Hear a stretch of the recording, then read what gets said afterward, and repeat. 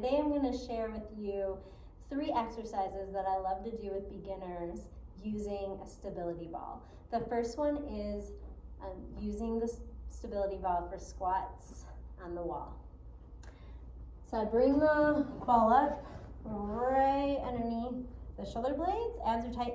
I actually have my people bring their feet out forward, enough where they can wiggle the toes and the weights in the heels. And then I make sure that they hinge at the hips, and I tell them to press the butt back and then come up and squeeze the glutes on top, slightly pressing forward. So you have to rely on the ball.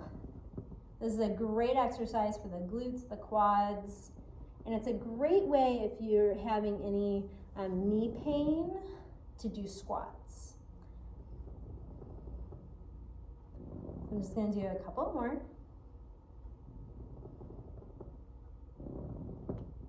Make sure that the knees aren't turning out and they're not clicking together. You want to make sure that they are staying straight, and I slightly press on the outsides of the feet. The second exercise I like to do is IYT. I use a stability ball. This one's a little big, but big works. Smaller. The second exercise I wanted to show you is the IYW.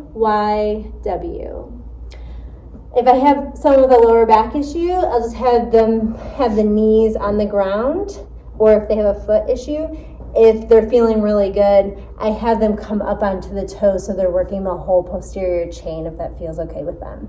You want to make sure that their shoulders are relaxed and that their head is available. If they're too far back here, they're going to feel like their head is being dropped into the ball. So you want to make sure that they feel pretty free on the upper body.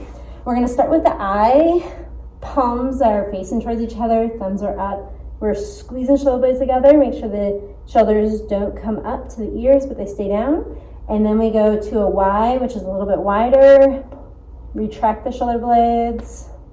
And then we go to a W, bringing the elbows in and squeeze them back. And we do it again. So squeeze the glutes, stay strong. I, a Y, neck should be relaxed, and then the W. If the neck starts hurting, I will either just keep them doing the Ys, or they can just do the Ws.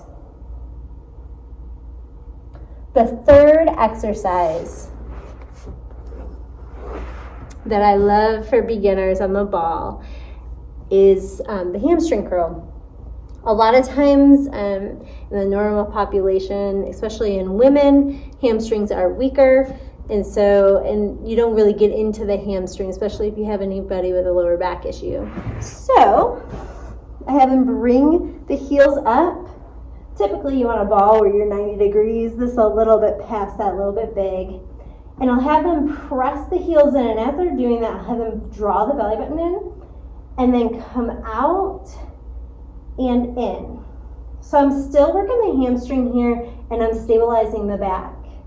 If they want to progress that, I'll just do one leg so the hips are still down, and I'm pressing into that ball. A lot of times I'll hit the ball when they're doing this, so I can make sure that they are pressing into the ball.